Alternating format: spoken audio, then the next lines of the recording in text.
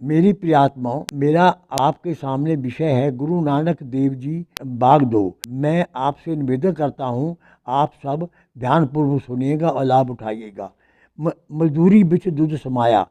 हाँ, गुरु नानक घूमते घूमते एक बार लहनाबाद पहुँचे। वहाँ भाई लालो नाम का एक निर्धन बढ़ई रहता था। गुरु नानक देव जी लालो के यहाँ जाकर रुके और उसी के साथ बैठकर जैसा मिलता खाने लगे। उन दिनों किसी निर्धन शूद्र के यहाँ किसी उच्च कुल के व्यक्ति का ठहरना बड़ा बुरा माना जाता था, परंतु गुरु नानक ने लोगों की किसी बात की परवाह न की। तभी की बात है, अहमदाबाद में एक बड़े धनवान गिरदार मलिक भागो ने अपने यहाँ बहुत बड़े वनभोज भोज का आयोजन किया। वहाँ तरह तरह के पकवान और हलवा पूरी बनाए। महायज्ञ के उपरांत सार्वजनिक भोज कराया। दूर दूर से तपस्वी साधु फकीर और ज्ञानी भक्त भोजन करके जगीरदार मलिक भागों को आशीर्वाद देकर चले गए। उसी समय मलिक भागों को पता चला कि गुरु नानक बुलाने के बाद भी भोज में शामिल नहीं हुए। मलिक भागों को बड़ा बुरा लगा। उसने जबरन गुरु नानक को वहाँ बुलाया और पूछा, आप बड़े से बड़े साधु भोजन करके यहाँ गए, परंतु आप बुलाने पर भी यहाँ नहीं आए। वहाँ यहाँ का हलवा पूरी छोड़कर आप उसी नीच लालों के यहाँ सूखे टुकड़ तोड़ रहे हो, ऐसा क्यों आपने किया? गुरु नानक ने अभिमानी मालिक भागों को के वो उत्तर देने से पहले थोड़ा हलवा पूरी मंगाया और भाई मर्दाना को भेजकर लालो के यहाँ से सूखी रोटी मंगाई। इसके बाद उन्होंने हलवा पूरी को मुट्ठी में बींच कर निचोड़ा तो लोगों को देख कर हैरानी हुई कि उसमें से खून की बूंदें टप रही थीं। उसके बाद गुरु नानक ने लालो के यहाँ के सूखी रोटी को मुट्ठी में बंद करके निचोड़ा तो वहाँ से दूध की धार बह निकली। मलिक, तूने जिस यज्ञ का आयोजन किया है, वह हलवा पूरी का भोजन लोगों को कराया है, वह गरीबों का खून चूस कर कराया है। इस आयोजन में छोटे बड़े हर व्यक्ति में से तूने जबरन धन वसूल किया है, इसलिए उन गरीबों का खून पीने मैं यहाँ नहीं आया। दूसरी ओर तूने देखा कि लालों की सूखी रोटी में प्रेम और श्रद्धा का दूध प्रवाहित है, क्योंकि मैं उसके पास रहता हूँ। गुरु नानक की बात सुनकर मलिक भागो भयभीत होकर कांपने लगा। गुरु नानक देव के पैरों पर गिर पड़ा और रोने लगा। हे गुरुदेव, मुझे क्षमा करे, मैंने अब तक बहुत पाप किए हैं। अब मैं उनका प्रायश्चित करना चाहता हूँ, कृपा करके मुझे अपनी शरण में ले लीजिए। गुरु नानक ने मलिक भागो को उठाया और कहा, मलिक भागो, तेरा प्रायश्चित वही है कि तू अपनी सारी संपत्ति गरीबों में बांट दे और अपनी मेहनत की कमाई पर अपना गुजारा कर। मलिक भागो ने वैसा ही किया जैसा गुरु नानक देव ने किया था। उसने सारी संपत्ति गरीबों में दान दे दी और खुद मजदूरी करके अपना और अपने परिवार का पेट पालने लगा। गुरु नानक देव का बाबर को संदेह। बाबर के कत्लेआम से घबरा पर वहाँ के साधु संत सिर पर पैर रखकर भाग खड़े हुए, किंतु गुरु नानक वहाँ से नहीं गए। वे बाबर का खून खराबा देख रहे थे। जब उनसे अत्याचार सहन नहीं हुआ तो उन्होंने आगे बढ़कर बाबर के घोड़े की गुलाम थाम ली। बाबर बहुत क्रोध में था।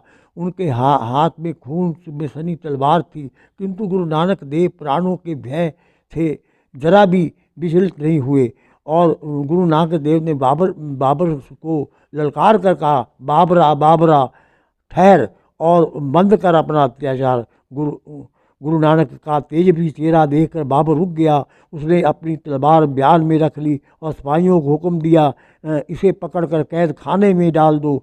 गुरु नानक को और भाई मर्दाना को पकड़कर सिपाहियों ने कैद कर लिया। वहाँ और भी बहुत से कैदी थे, वे सभी चक्की पीस रहे थे। गुरु नानक को भी चक्की पीसने के दी गई। तब गुरु नानक ने भाई मर्दाना से रबाब बजाने के और शब्द गाने के लिए कहा। भाई मर्दाना ने रबाब की सुमधुर धुन बजाई शुरू की और गाने लगा। बाकी सारे कैदी और भी सिपाही मंत्रमुग्ध से गीत गाने लगे। तभी किसी ने आकर कहा, बाबर ने सारी बात बताई और बाबर भी हैरान हो गया।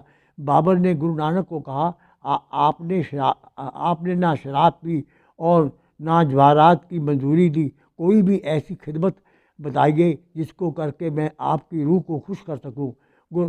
गुरु नानक जी ने कहा, अगर तू हमारी सेवा करना चाहता है ये सारे कैदियों को छोड़ दे और लूट पाट बंद कर दे, यही हमारी सबसे बड़ी सेवा होगी। बाबर ने तत्काल सारे कैदियों को छोड़ दिया और लूट पाट बंद करने का आदेश दे दिया। वस्तुतः सच्चे संत इसी प्रकार जनता के हित के लिए हर कष्ट सहने और हर त्याग करने के लिए तैयार रहते हैं। उस समय आम साधु फकीर भंग आदि पीने के आदि थे। बाबर थोड़ी सी भंग लेकर गुरु नानक देव के पास पहुंचा और भंग पेश की। इस पर गुरु नानक देव ने बाबर से कहा, हे बाबर, इस पर गुरु नानक ने बाबर से कहा कि वे भंग नहीं पीते। उन्होंने कहा, सारे नशे शराब के उतर जात पर बात, नाम खमारी नानका चढ़ी रहत दिन रात। खुदा कहाँ नहीं। एक बार गुरु नानक यात्रा करते हुए मुसलमानों के तीर्थ मक्का पहुँच गए। लंबे सफ़र की थकान ने उन्हें और उनके शिष्य भाई बाला और मर्दाना को घेर लिया।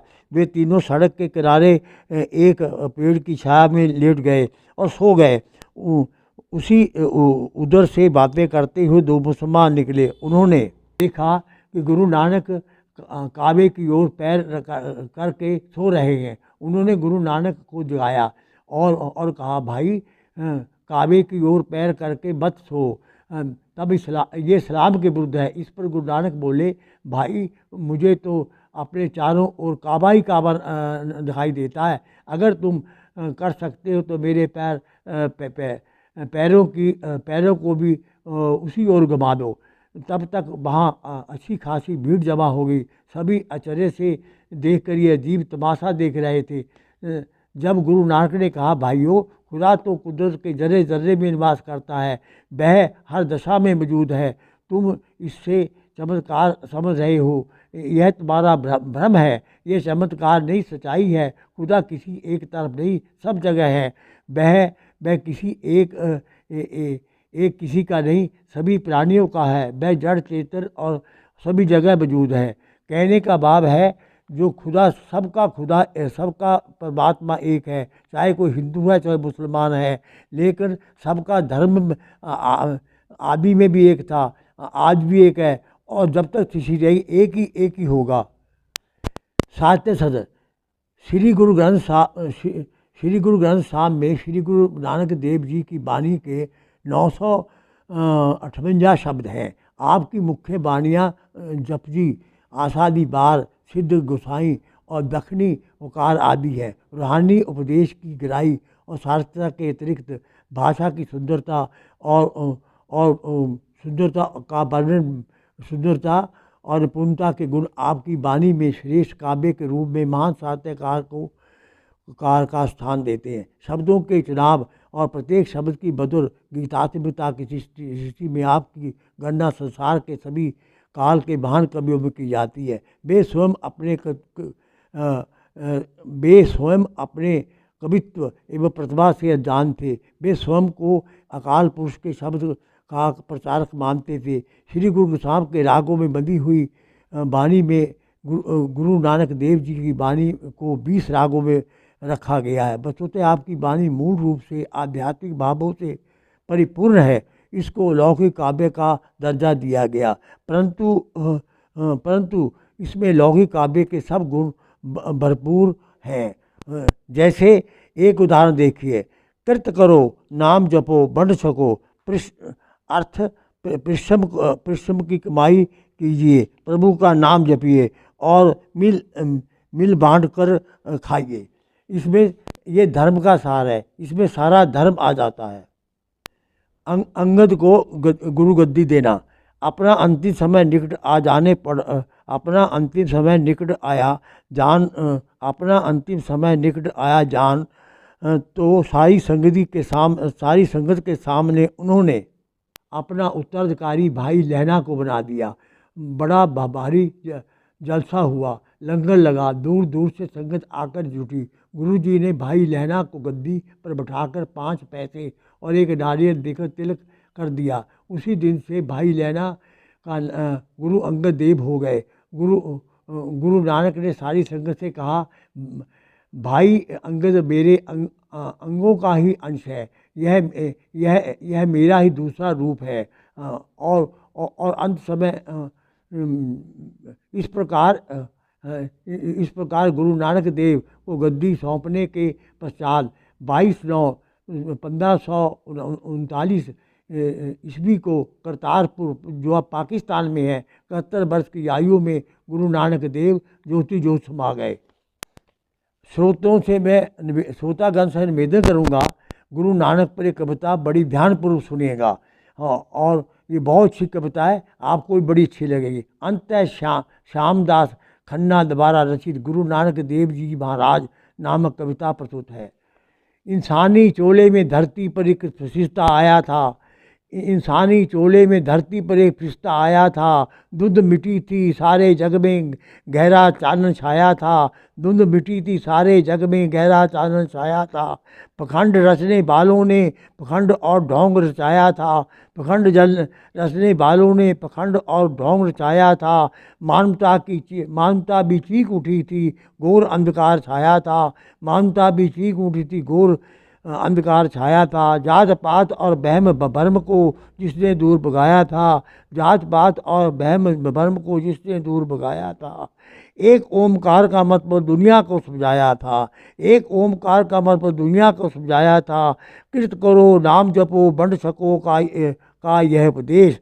कृत करो नाम जपो बंट सको का ये उपदेश। ये सिक्खी सिद्धांत बताकर बेड़ा पार लगाया था। ये सिक्खी सिद्धांत बताकर बेड़ा पार लगाया था। गुरु नानक देव के उपदेशों से सारी दुनिया जाग उठी। गुरु नानक देव के उपदेशों से सारी दुनिया जाग उठी।